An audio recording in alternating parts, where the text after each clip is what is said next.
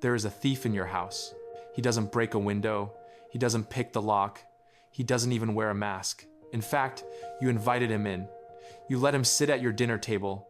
You let him sleep in your bed. And every single night, while you are sleeping, he opens your wallet and takes a tiny sliver of your money. The first night, he takes a penny. You don't notice. The next month, he takes a dime. You feel a little lighter, but you ignore it. 5 years later, you open your wallet, and half of your life savings is gone. This is not a metaphor. This is the mathematical reality of your life right now. We are programmed to believe that prices go up. You walk into the grocery store, and the milk is $5. You swear it was $3 a few years ago. You blame the grocery store. You blame the farmer. You blame the supply chain. But you are looking at it wrong. The milk didn't change. The cow didn't charge more to produce it. The value of the milk is exactly the same as it was 10 years ago. The price didn't go up. The value of your money went down. We are living in a house of mirrors designed by the Federal Reserve and the government. They have convinced you that 2% inflation is healthy. They tell you that your house going up in value makes you rich. Let me tell you the brutal truth. You are not getting richer. The currency is collapsing. If your house doubled in price, but a loaf of bread also doubled in price, and a gallon of gas doubled in price, did you make a profit? No, you just stayed still. But because the number is higher, the government taxes you on that profit. This is the silent tax. It is the most sophisticated scheme of wealth confiscation in human history. It allows the government to spend money they don't have, run up debts they can't pay, and stick you with the bill without ever passing a law to raise taxes. Today, on day zero, we are going to turn on the lights. We are going to catch the thief in the act. We are going to dismantle the lies of the CPI, expose the shrinkflation scam, and show you why playing by the old rules, saving cash, being prudent, is a guaranteed path to poverty. The system is rigged. The water is boiling, and you are the frog. Welcome to the Day Zero channel. To understand how this scam works, we have to look at the 3 specific mechanisms they use to trick you. They don't just print money, they gaslight you into believing the money is still sound. 1. The grocery store gaslight, shrinkflation. Let's start with the most obvious lie, the grocery store. Go to your pantry, pick up a bag of chips or a box of cereal. Look at the net weight. 5 years ago, that bag of chips was 16 ounces. Today, it is 12 ounces. But the price is the same, or maybe even a little higher. The packaging looks the same. The branding is the same. The air inside the bag feels the same. But you are getting 25% less calories for your labor. This is called shrinkflation. Corporations know that if they raise the price from $4 to $6, you will revolt. So instead, they give you less product. It's not just chips, it's the quality of the ingredients. They replace butter with vegetable oil. They replace cane sugar with high fructose corn syrup. They replace cotton shirts with polyester blends. The price stays stable, but the product turns to garbage. This is invisible inflation. The government statistics do not capture this. They see a $4 bag of chips in 2020 and a $4 bag of chips in 2024 and say, see, no inflation. Meanwhile, your family is starving. 2. The CPI, calculated political illusion. This brings us to the master key of the deception, the Consumer Price Index, or CPI. The news anchors treat the CPI like it is the word of God. CPI came in at 3%, they say. Inflation is cooling. This is a lie.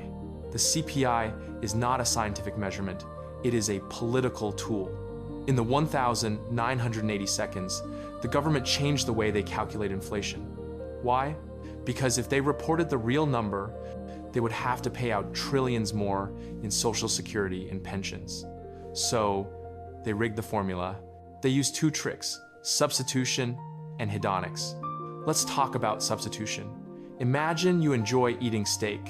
It costs $10. Suddenly, inflation hits, and steak goes to $20. You can't afford it, so you start buying hamburger meat for $10. The government looks at your receipt and says, hey, you spent $10 on meat last year, and you spent $10 on meat this year.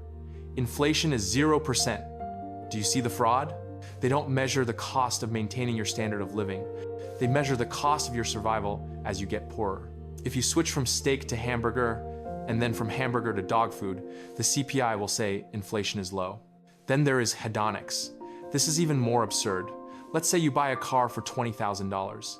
Next year, the new model costs $22,000. That is a $2,000 price hike, right? The government says, no, no, no. The new car has a better stereo and safer airbags. We estimate those improvements are worth $2,000. So mathematically, the price of the car didn't go up at all.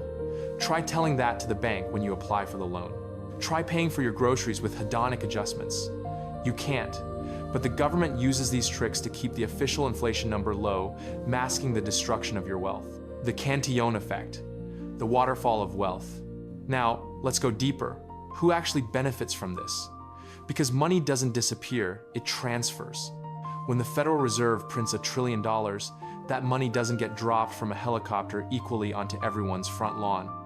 If it did, prices would rise, but we would all be equally rich.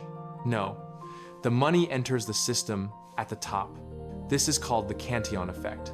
Imagine pouring a jar of thick honey over a pyramid of champagne glasses. The people at the top, the big banks, the hedge funds, the government contractors, they get the honey first. They get the money before prices rise. They use this free cash to buy up houses, stocks, and companies. They steal the value before the market adjusts. By the time that money drips down to you, the wage earner, the teacher, the engineer, it is dirty. It has been diluted. Prices have already skyrocketed because the rich guys bought everything up. You get the inflation, they get the assets. This is why we see the stock market at all-time highs, while homelessness is also at all-time highs. It is not a paradox, it is the design. The system is rigged to pump assets for the rich and crush the purchasing power of the poor. 4. The housing trap, the ultimate betrayal. Let's look at the most painful example, housing. In 1970, the median American house cost about 3 times the median annual salary. A factory worker could support a wife and 2 kids, buy a home, and own a car. Today, the median home is 7, 8, or even 10 times the median salary. Why? Did houses become 10 times better? No. They are built with cheaper materials on smaller lots. The house didn't change, the money broke. Real estate has become a savings account for the rich because cash is trash. BlackRock, Vanguard, and foreign investors are buying up neighborhoods because they know the dollar is dying. They are outbidding you with the very money the Fed printed. You are not just competing with other homebuyers, you are competing with the printing press. And you will lose that fight every single time. So, what do? The natural instinct is to be scared, to hoard cash, to put your money under the mattress or in a high-yield savings account. This is exactly what the system wants you to do, and it will destroy you. If inflation is 10%, the real number, and your bank pays you 5%, you are guaranteed to lose 5% of your life energy every year. You are slowly bleeding to death. You need a new operating system. You need the day zero plan. Step 1, kill the saver mindset. Our grandparents taught us a penny saved is a penny earned. That was true under a gold standard. Under a fiat standard, a penny saved is a penny lost. You must stop viewing cash as a store of value. Cash is only for liquidity for paying bills and buying groceries. It is a transactional medium, not an investment. Do not hold excess wealth in fiat currency.